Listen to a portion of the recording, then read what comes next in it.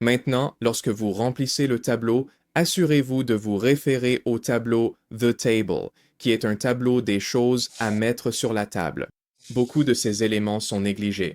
Quand on pense à ce que vous apportez à la table, on pense généralement à des choses comme l'argent que vous avez gagné, votre corps, ou la cuisine et le ménage, et tout cela ne sont que des choses physiques que vous possédez ou faites. Mais vous pouvez aussi apporter votre situation, qui peut être votre statut social ou les rôles que vous jouez dans la société. Peut-être que vous êtes un leader quelque part. Cela inclut vos traits de personnalité et des aspects de qui vous êtes, comme par exemple si vous avez beaucoup de patience. C'est très rare et précieux. Et vous pouvez même apporter vos relations avec les autres, votre histoire de vie et les choses auxquelles vous êtes liés. Il m'est arrivé par le passé d'être ami avec quelqu'un et cela m'a rendu très très populaire. Donc, ce que vous faites, c'est que vous identifiez tout ce que vous avez à offrir et ensuite vous le mettez sur la table. Ainsi, le haut correspond au joueur 1 et le bas au joueur 2. Et dans ce cas, il y a, je crois, 7 gars et ils apportent... Laissez-moi vérifier. Il y en avait 6. Et ce qu'ils apportent, c'est des conseils financiers, de la kinésithérapie, de la gestion d'investissement, de la chirurgie esthétique, de la réparation automobile et des services de messagerie. Et c'est tout ce que nous savons. Nous n'avons rien à mettre ici ou là dans cette histoire en particulier. Et on ne peut que supposer ce qu'ils veulent, ce qui est très probablement juste. Ne parle pas à d'autres mecs. Et c'est un problème puisqu'ils sont 6. Je classe ça dans la catégorie ce serait bien, puisque, de toute évidence, il ne s'en assure pas. Voyons maintenant ce qu'elle veut.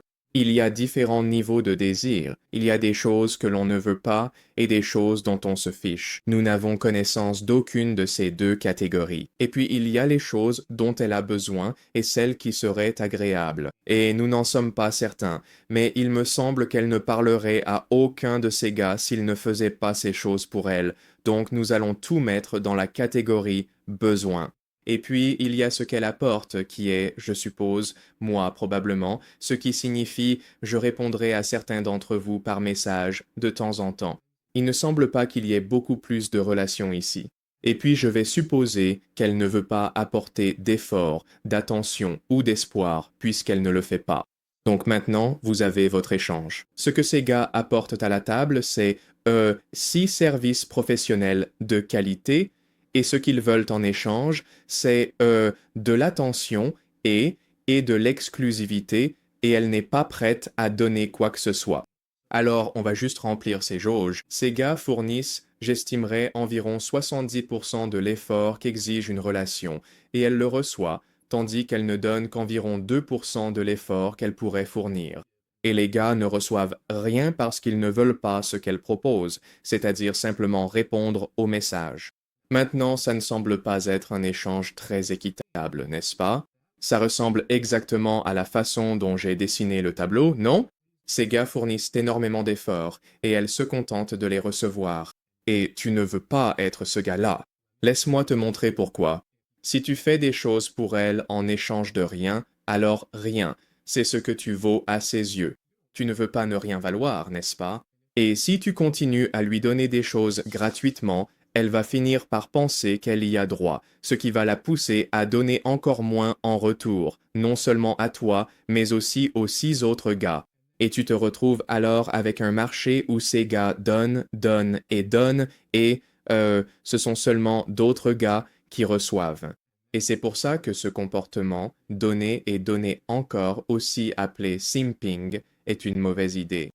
Si elle t'aime bien, elle n'a pas besoin que tu fasses tout ça.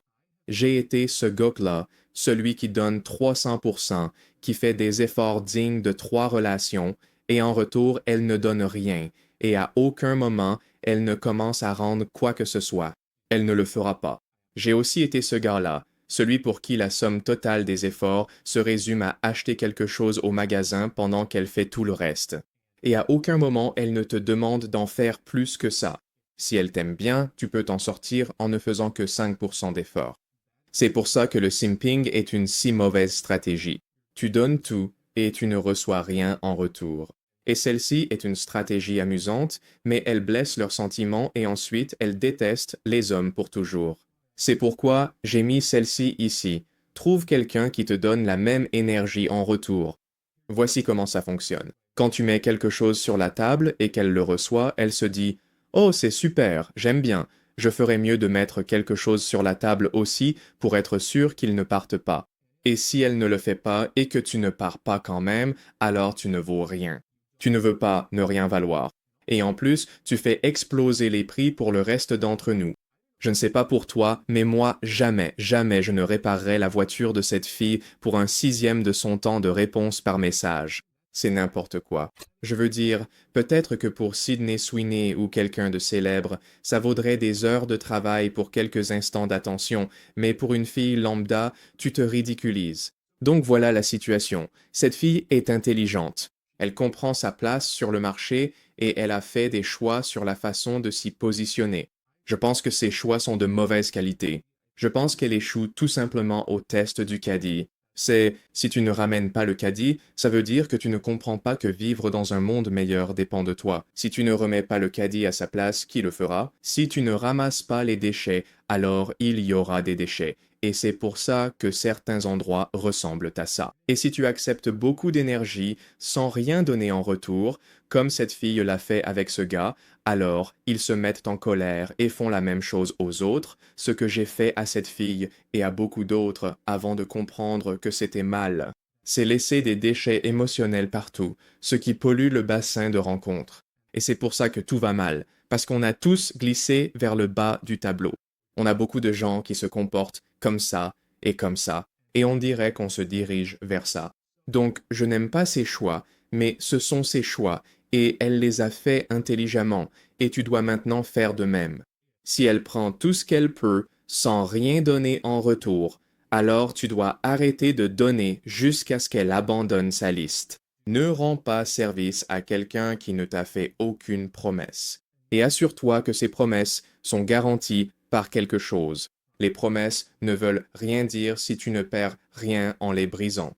Ne continue pas à te démener pour des femmes en espérant qu'elles te choisiront. Elles ne le feront pas. Ce n'est pas pour ça qu'elles choisissent un homme. Le travail fourni va ici, dans la catégorie de l'investissement.